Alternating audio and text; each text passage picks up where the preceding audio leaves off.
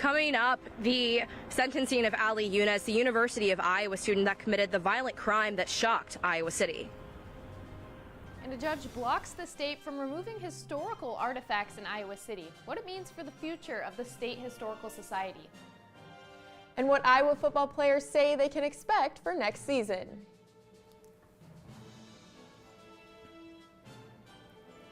Forecast coming up in weather. All that and more coming up right now on DITV.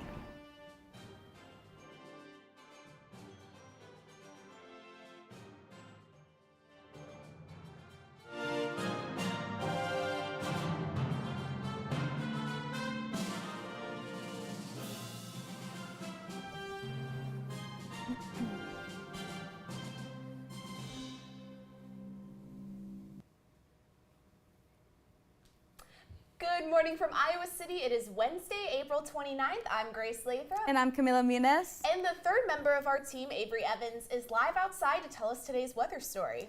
Avery, last week was hot and sunny, but this week has cooled down. Are we going to be back out sunbathing anytime soon? Grace and Camry, the temperatures have cooled down a little bit since last week, but it's still nice enough to get a good tan in. I'm here at the Pentacrest where it is currently a high of 47 degrees outside. Let's take a look ahead at these next couple days. Today will be partly cloudy with temperatures reaching the low 60s. Tonight it will drop down to a chilly low 40s, and tomorrow will be just as consistent as today with a high in the low 60s. And while this weather is lovely for sure, I'm ready for it to get warmer. For now, I'll send it back to you guys at the desk. And for our top story today, the Iowa courts have officially sentenced Ali Yunus, the former University of Iowa student who strangled and robbed a woman back in 2022. DITV News Director Kayla Smith is live outside of the Johnson County Courthouse with what Yunus is facing. Kayla? Cami, Grace, it has been 4 years since then UI freshman Ali Yunus strangled and robbed a woman near Art Building West. He is now facing 50 years in prison. He will be serving 2 25-year terms consecutively, each sentence requiring a minimum of 17 and a half years. Now, Yunus was found guilty back in December of 2025 for attempted murder, theft, and robbery. He then pled guilty to escape from custody. But it all started in April of 2022 when Yunus followed then 63-year-old Ann Rizzo on the Iowa Memorial Union footbridge. When near Art Building West, he tackled her, strangled her until she was unconscious, and stole her $20,000 earrings. Yunus was then charged and put on house arrest with an ankle monitor.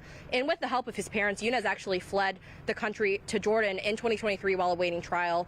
And Jordan is a country without extradition to the U.S., meaning though he did commit a crime on American soil, they were not going to be sending him back to be facing those charges. However, Yunus did surrender in 2024. And something that Yunus's lawyers wanted was they wanted his sentences to each start at the same time, meaning that he was going to face 25 years total rather than the 50 that he is actually going to be serving. But the judge did decide against that, citing public safety concerns. Reporting live from the Johnson County Courthouse, Kayla Smith, DITV. And an Iowa City man has been arrested after he allegedly possessed images and videos of child pornography on his personal devices. Henry King is accused of 5 counts of purchasing and possessing child pornography. According to a criminal complaint from the University of Iowa Public Safety Department, there were allegedly 50 images and 10 videos depicting minors on multiple devices in 2 Gmail accounts. Officials say the materials were in King's possession between August of 2023 and November of 2025. And an Iowa City woman has been arrested for attempting to create a crime scene. Kara Hansen set fire to a couch on Sunday, April 26th, by using a lighter. She is being charged with first-degree arson.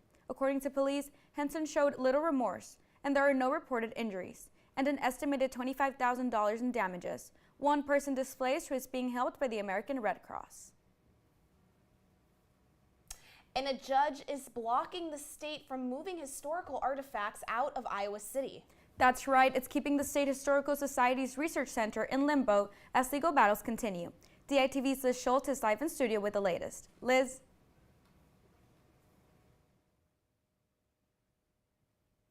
Yeah, Grace and Camilla, a district court judge is upholding an order that stops the state from removing materials from the State Historical Society's Research Center in Iowa City. Now, right here behind me was video taken back in September when the archival removal process began. Now, the order means that collections will stay in place for now as several lawsuits over the building's closure move forward. Now, petitioners argue that shutting down the 168-year-old center violates state law and donor agreements, while the state says that keeping the building open is costing taxpayers. But petitioners say that this is another step in the right direction to save the building. We're just here to remind them to do their jobs right and to hold them accountable, because this stuff cannot be found on the street. It's so unique and distinctive. This is a library and archives unlike any other in Iowa. Now, the injunction is expected to remain in place until at least June, when legal arguments in the case are due, and the entire process could continue until the end of this year. For now, live in studio, Liz Schultz, DITV News. And a worldwide movement that has become a tradition at the University of Iowa just marked 50 years of spreading an important message. DITV's Gabby Risk joins us live to tell us more about this unifying event. For years, Take Back the Night has been a powerful experience for many, and I was able to attend the event last night right here at the Pentecrest, where students and community members gathered to join together in the fight against sexual assault and violence. Let's take a look at the evening of speaking up and speaking out.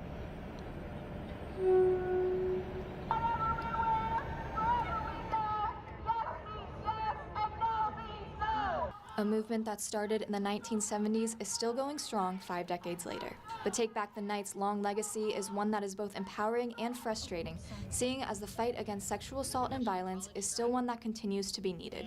College campuses especially continue to be a hotbed for sexual violence, with a national estimate of around 26% of undergraduate women reporting some form of sexual violence before they graduate.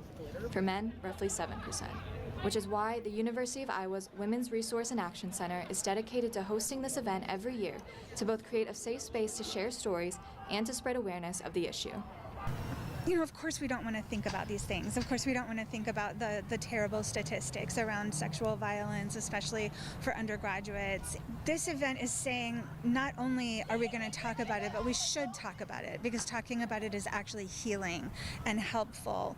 Event attendees marched through the streets of Iowa City and continued back to the Pentecrest, where survivors had the opportunity to speak about their experiences with sexual violence. It's a really great event just to show support for survivors and show that we aren't supposed to be silent, we don't have to be silent, and really just show that we have voices and that we can really do those things and make a change in places that we want to see. Resources were also made available to those in attendance, with many organizations being represented at the event, including the Domestic Violence Intervention Program and the Sexual Assault Survivors at Iowa Student Organization, in hopes of helping people get whatever help they may need.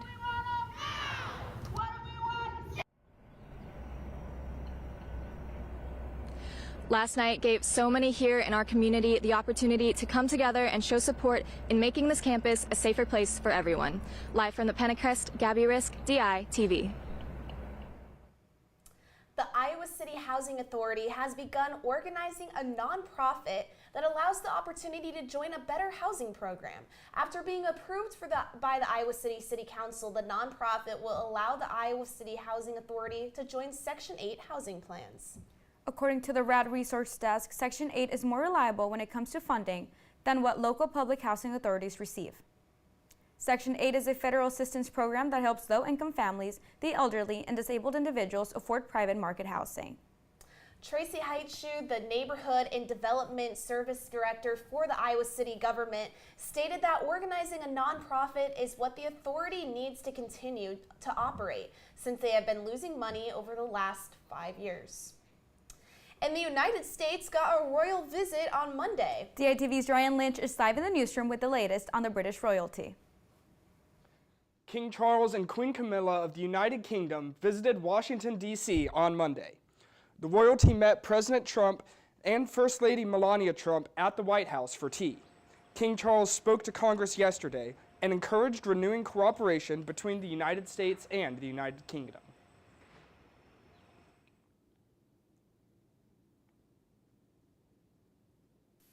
And so to the United States of America, on your 250th birthday, let our two countries rededicate ourselves to each other in the selfless service of our peoples and of all the peoples of the world. God bless the United States, and God bless the United Kingdom. King and Queen's arrival, there were security concerns after the recent shooting at the White House Correspondents' Dinner. Cole Thomas Allen allegedly fired shots at the White House Correspondents' Dinner on Saturday. Law enforcement officials believe Allen was targeting multiple administration officials, including the president. Allen is a teacher from the Los Angeles area in California. King Charles's security for his visit was strengthened after the incident. An Iowa State student journalist was at the dinner and recounted the experience of hearing the gunshots. They were about to bring dinner, and I kind of look up and I hear shouts and screams, and suddenly it all comes kind of crashing down. And so the uncertainty, the not knowing if there's multiple shooters, that's pretty worrisome. Assassinate the President of the United States, transportation of a firearm and ammunition through interstate commerce with intent to commit a felony, and discharge of a firearm during a crime of violence. He faces a maximum penalty of life in prison. A bill with changes to food assistance programs is awaiting Governor Reynolds' signature here in Iowa. Reynolds says the bill is a version of Make America Healthy Again, or MAHA legislation, designed to improve people's health in Iowa. The bill would require the state to continue placing limitations for what can be bought with SNAP in the state. It would also remove some food dyes from school meals and allow ivermectin to be sold over the counter. Reynolds says food assistance programs will have an emphasis on nutrition with the potential new law. Democrat State Senator Molly Donahue spoke out against the bill. She said it won't actually improve Iowans' health and will place further financial burdens on schools. She also said it will make SNAP access more difficult for working families. And this bill went through multiple changes on its path in the Senate and was ultimately passed with a 30-16 vote as it heads to Reynolds' desk. Live from the newsroom, Ryan Lynch, DITV. Iowa Auditor Rob Sand reviewed records regarding former Des Moines Superintendent Ian Roberts and uncovered something questionable. These records uncovered thousands of expense documents with problematic information. Sand found a conflict of interest in Roberts' hiring of the professional training company, Lively Paradox. Roberts allegedly has a personal relationship with the company's owner, Dr. Nicole Price. The review found $6,275 paid to this company, $47 in unsupported reimbursements, and $2,160 in questionable public purpose disbursements. And a bus stop in Iowa City is temporarily relocating May 4th. The Iowa City 10 West bus stop on Hawkins Drive, otherwise known as Stop 8204, will be moving down the street to the old Wendell Johnson Speech and Hearing Center. The move is happening due to construction near bus stop's original location and is anticipated to take around 5 weeks. Riders of Iowa City Transportation are recommended to use the Transit app for up-to-date information. And coming up, how fans are looking forward to Iowa football's upcoming season. Another former Hawkeye signs with the NFL. The Iowa women's basketball team welcomes a new face and more, all after the break.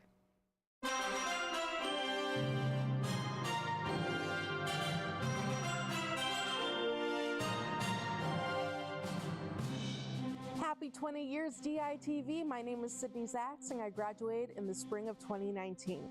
I have so many fond memories of spending hours in the journalism building, but it was all worth it and it was all fun. Here's to another 20 years.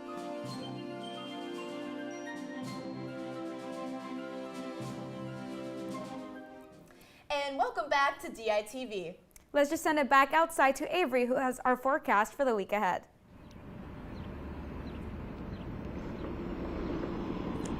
Thanks, ladies. The rest of the week looks to be steering clear of any heavy rain. Let's take a look back out at the Pentacrest with the forecast for the week ahead. On Friday, it will be mostly cloudy during the day with temperatures sticking to the low 60s. Heading into the weekend, Saturday will bring back the sun with highs reaching the upper 60s. Sunday will get up to the upper 70s, making it the perfect day for sunbathing. On Monday, we'll stick to the trend of temps in the upper 70s with a few clouds here and there. Finally, Tuesday will drop to the low 70s, but it'll still be the perfect day to get outside. and it's definitely a good week to study for finals outside. I know I'll be finishing up my last couple assignments out in this heat. Live from the Pentacrest, Avery Evans, DITV. Thanks, Avery. And Morgan, tell us what's happening in sports these days. Well, Grace, it's definitely slow season, and like I said, spring season has come to the end, but fall football season is right around the corner. We had DITV's Colin Carruthers ask the Hawkeye players what they are excited for fans to see when the fall season comes around. Iowa football just got done with their open spring practice, and the stands you see behind me is where the Hawkeye faithful flocked in to see the black and gold back here in Kinnick Stadium. Some just to be back around football, and others to catch a glimpse of what they might look forward to when the fall comes around. When it comes to the college football season, there's so much for fans to look forward to. From the camaraderie to the wins on the field, and in particular with this season, there's one thing on the minds for most Iowa fans, and that is who will potentially be the new look at quarterback for the Iowa football team. Whichever quarterback emerges, either Heslinski or Hank Brown, kind of see which one takes the next step, because we've had some quarterbacks obviously transfer in for 1 year, kind of see who's been in the program for multiple years and how they can progress and go with that. This is a young team in a lot of other areas as well. All the players are working on many different things to grow their game, and they're excited to show off their improvements to the entire Kinnick Stadium crowd when the fall season starts. Really just my confidence, man. Just being able to do this for 4 years, man, and just being able to see things faster, play faster, and that's when more plays come into play. So really just my confidence, man. Just be more physical, be more good on my feet. You know, I can go out and make a play, but get more separation. Definitely in the run game, it's a little different. You gotta tune your eyes a little bit, but I'd say I'm definitely growing in the run game and getting sturdy there on double teams and stuff like that. In one spot, there's plenty of turnover is the defensive line. Bryce Hawthorne shared with me how that position group has approached this spring so they may keep up with the Iowa standard. We're having a lot of guys get a lot of reps just because, we're trying to figure everything out. We're trying to have guys grow. We have a lot of new guys, so we're trying to get them, up to speed. So. While the players are excited for the upcoming season, we'll see how much of it pans out when the summer concludes and we are back to the football season in Iowa City. From Kinnick Stadium, Colin Carruthers, DITV Sports. And after going undrafted, former Iowa kicker Drew Stevens has found a new home in the pros, officially signing with the Washington Commanders. Stevens started all 4 seasons for the Hawkeyes, finishing his career 76 of 95, or 80% on field goals, leading the program in all-time made 3-point kicks. Stevens was reliable with the extra point, going 124 of 126 throughout his Iowa tenure, meaning he only missed 2 extra points. The kicker broke out in his junior season, going 20 of 23 on field goals and 40 for 40 on extra points. Since then, Stevens' leg was relied on for long kicks, his longest being 58 yards and game-winning field goals. And the grind has not stopped for the Iowa women's basketball team over the offseason, as another new face joins the roster. 6'1" guard Jocelyn Faison announced her commitment to Iowa yesterday afternoon. Faison formerly played for Georgia, where she averaged 7.8 minutes, 1.3 points, and 1.4 rebounds per game. She will link up with former teammate Danny Carnegie, who transferred earlier this month. The shooter will come in as a sophomore with 3 years of eligibility remaining. And on the diamond, the Iowa baseball team's 5-game win streak has come to an end as the Hawkeyes fell yesterday to the Illinois State Redbirds. In the Tuesday matchup, the Hawkeyes used 14 different pitchers, allowing 14 hits and 9 free bases. The Redbirds took advantage of the 7th inning, putting 6 runs on the board, contributing to their 13. Iowa ultimately fell 13-6. The Hawkeyes will next face Illinois Fighting Illini on Friday. And thank you for that rundown, Morgan. But everyone bust a move, because today is International Dance Day. That's right, Grace. This day was created in history to recognize dance as a professional art form and to celebrate the birthday of the creator of modern ballet, Jean-Georges Noverre. I don't know about you guys, but I think I'm going to have to Macarena my way through the day, Wait, right? show us how to do it. Show us how to do it. We should definitely do more DITV dance parties in the future. Yeah? Okay, well, thank you all so much for joining us online or listening on KRUI 89.7 FM. We're here live from Iowa City every Monday, Wednesday, and Friday at 8:30 a.m. and online anytime at dailyiowan.com. For Daily Iowan, I'm Morgan Burhans. And I'm Liz Schultz. And I'm Grace Lathrop, and we'll see you again on Friday morning right here on DITV.